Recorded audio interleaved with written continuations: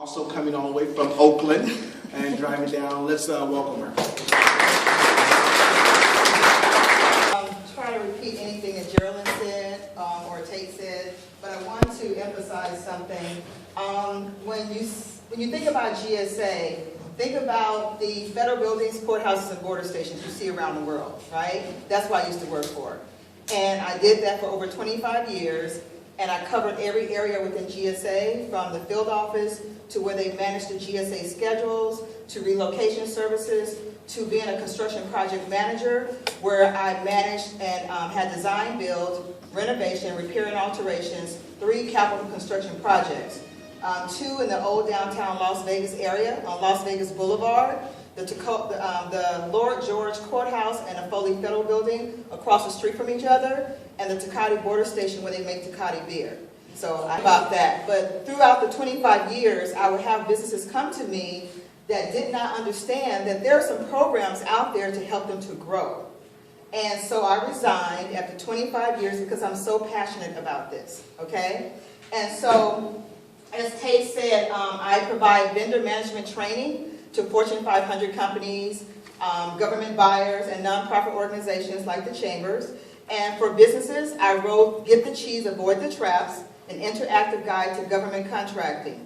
It's a do-it-yourself, step-by-step, hands-on training program to help you to grow your business, okay? It's modeled after the training that I provide to the Fortune 500 companies, the government, and nonprofit organizations, okay? So it's going to help you when you can't hire a consultant or you don't have time to come to a training or a workshop. It will help to do the job. We offer the What's Next effect. We know there's certifications that are out there, you know, CPUC, DBE, all these certifications, but what happens after you're certified, right? That's what we provide, the What's Next effect. And this book will help you with the What's Next effect, okay? And so let me just talk about the CPUC program.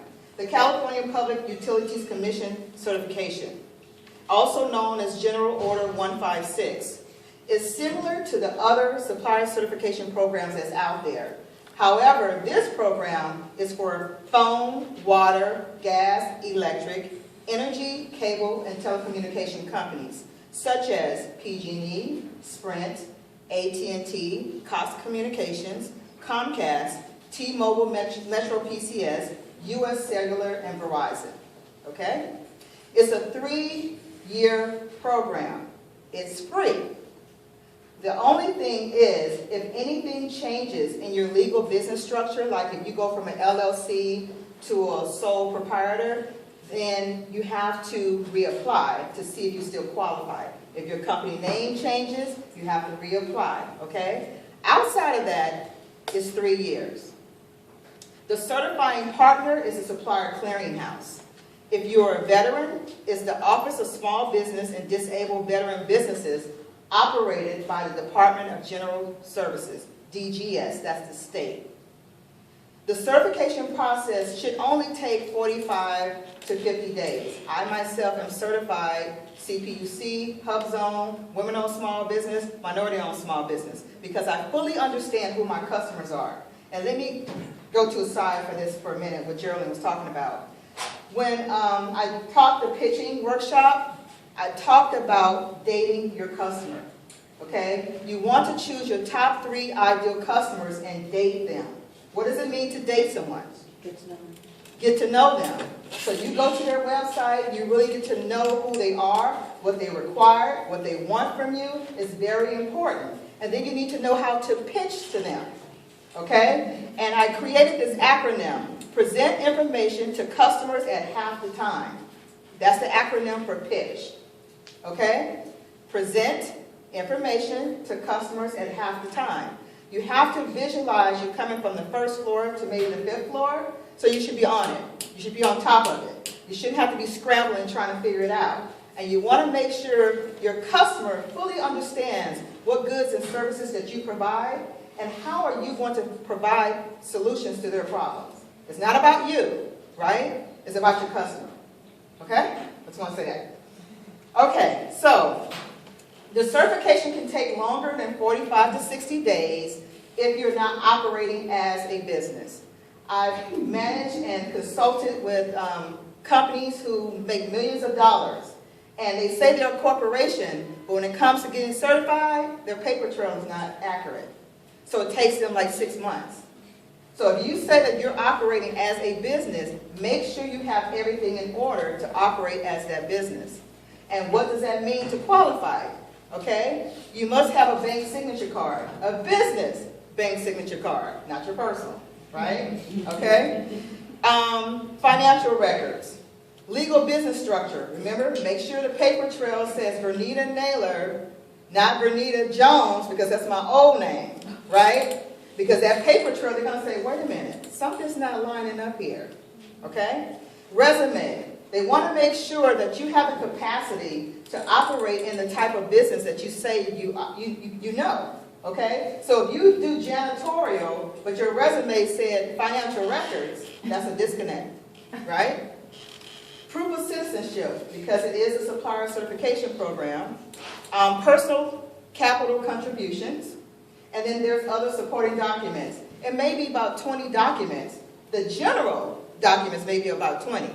If you have a different type of legal structure, like a corporation or LLC, you may have to cough up 5 to 20 more, okay? So make sure you're operating in the capacity that you're telling your ideal customer that you are, okay? Especially with certification. You must own, manage, and control 51% of your company, okay? As a minority, woman, veteran, or LGBT, okay? Now, if your paperwork seems suspicious or something don't seem right, the CPUC clearinghouse, they will ask for a site visit, okay? Because they really want to see, are you really operating as a business? Even if you're a home-based business, it doesn't matter. They want a site visit because something is suspicious about the paperwork that you submitted, okay? The benefits for the supplier, you're immediately connected in the CPUC database. Just like Geraldine just said, they're able to find you. They're looking for specific goods or services. They're able to find information of those that qualify and who they want to partner with, okay?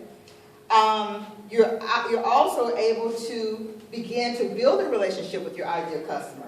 So if you want to do business with PG&E, then you can say, like Geraldine said, hey, this is Vernita, I'm in your system, I've done this, I've done that. Then they can say, oh, they can look you up, okay? And they can find out, okay, she's valid, she's okay, I can do business with them.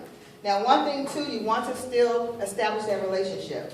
Don't think because you met someone 1 or 2 times they know who you are, okay? You want to have follow-up, you want to establish a relationship, right? Okay, also being in the database, the CPUC database, it creates an opportunity for joint venturing and teaming because you can find other like-minded businesses within the database. Also, it enhances bid and networking opportunities. So as you as a supplier, just being certified is a great thing, right? Right?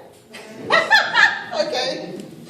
Okay, for the buyers. It helps the buyers to increase their pool of qualified and certified suppliers. Just like Geraldine said, they have a mandate that they have to meet, okay? So by you being certified, it helps them meet their goals as well. For the buyers, it helps them to find companies in which to exchange, of goods and services. So they have a need, you have the goods or services, that's a relationship. And then it also helps the buyers to meet their supplier diversity goal. Once again, they have a mandate, and then they have to meet that mandate, and you're helping them to meet that mandate by being certified. So it helps both sides, the supplier and the buyer. So as you can see, it's a very good opportunity to be certified, but the thing is you want to date your customer. You want to know what's required, okay? Like I have my capability statement going around. You might hear it one-liner, you might hear business profile, you might hear it one sheet. There's different names, but whatever the name is for that customer, you want to have a snapshot. It's like having a resume for yourself. That's a snapshot for your business, okay? So you want to have that because some companies may say, okay, fill out our registration portal, and some companies may just say, send us your capability statement. That's it. okay? They want to be able to look and see what you can provide quickly, okay? So you want to have that information available. So, any questions for me? So anyway, for those of you who are interested in finding out if you are ready to be certified, I have a little handout for you. You don't have to give it back to me, but it helps you to see some of the pain points. Your own kinks, and think big, and date those customers. Get to know what they offer, what they want, what the services you can provide, okay? And start working towards that. Don't immediately think you're going to get it, but just start working towards that, okay? Because it's very important to be able to know who your customers are and be able to provide the goods and services that they require. Like Geraldine says, know what your customers want. Don't just offer them anything because you want to. Remember, it's not about you, right? It's about your customer. Okay?